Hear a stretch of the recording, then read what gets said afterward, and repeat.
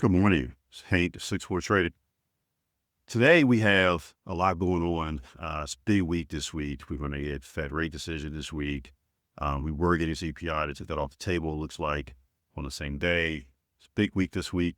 Last week we had some news, Netflix deal with Warner Brother to buy out Warner Brothers. So they're going to start the process. Again, it's a process. It's not, I know a lot of exuberance happened last week when they announced it. Market, just their stock, Netflix, went up and then pulled back slightly following that. So it's still a lot of hurdles to go through, but that is one of the things to watch out for. Also, Carvana got added to the S&P 500, so that's way up this morning. So we'll take a look at that real quick. So futures are still positive this morning, especially going into Fed week where they're expecting a rate cut to expected to ease monetary policy this Wednesday on the 10th. So we'll watch for that. The PCE came out on Friday, a little lower than expectations, which is a good thing. They want the PCE not to be higher, to start giving some inflation signals. The Fed really looks at the PCE. So again, Netflix deal, this is a long way to go with that. Japan is really of target of watch because their interest rates or their yields are going through the roof. So it's contracting faster than initially estimated. This is not a good thing when your economy, the GDP, contracts this way. It shrank by 2.3% rather than 1.8% in 3 months. So we're going to keep our eye on Japan because remember the carry trade come out of Japan. If they raise their rates, that may cause some turmoil in the global market. 1 quarter over quarter basis, GDP contracted 0.6%. So yeah, talking about that economic weakness, can't explain what the Prime Minister's stimulus package announcement last month. We don't know if it's working yet. They may need to do more. So they're thinking it will lift the GDP by 1.4%. So we'll see what happens with Japan. China trade surplus surge over November, so China's going well in the surplus. The trade balance is looking good. Crude near 2-week highs. So I know they were talking about gas coming down, but it's actually going up. So there's a lot going on with that. So let's take a look at the charts real quick and look at Carvana, who is way up this morning. Due to being added to the S&P 500. They're at 435. They had a close down here. We'll go back and look at some. Let's go to a 15-minute chart. We closed around 404, so we're up 35 points so far. After hours and pre-market kind of just moved flat since the push up over the announcements on Friday evening. To move flat ever since. Let's take a look at Netflix. Netflix is starting to still pull down. It's still up a little bit. We had the news, went all the way up to 104s. From 104s, it just sold all the way off down to 90 to 99, and it kind of creeped back up towards the end of the day. And now we're trading at 101.57s up here. Still got a little bit of a gap up, pull down here. So we did gap up to this level. So watch this level at the open at 103s.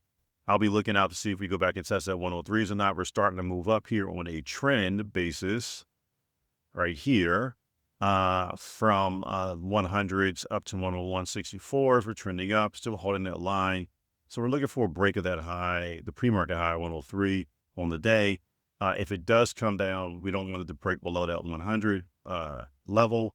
Because you can see more lows on that. But right now, there's a lot of exuberance, a lot of expectations of price cut. A lot of the basis price cut is priced in already, in my opinion. So just be careful for some other stuff there. But we are talking about a potential Christmas rally, which is kind of late. But Christmas is not here yet, so we still could probably get that Christmas rally. So there's something else popping up, and I'll look at this one thing, CETX. Some kind of news we have on there. They did a reverse stock split, aerospace pivot, because their stock wasn't doing good. So they did a reverse stock split, which got this thing all the way up to 21. But see, they're hammering on this already, which is not a good sign for this equity. So reverse splits are not always a good thing. They're trying to get in compliance with the SEC, and they did a reverse split, and then it goes to 21, and then now we're all the way back down to 10. It could go all the way back down on the CETX, which will be really bad because then they're out of options at that point. So just be careful on this. We're already halfway down from the move up overnight, and in the pre-market this morning, they've already taken off half of what that reverse split was supposed to do. So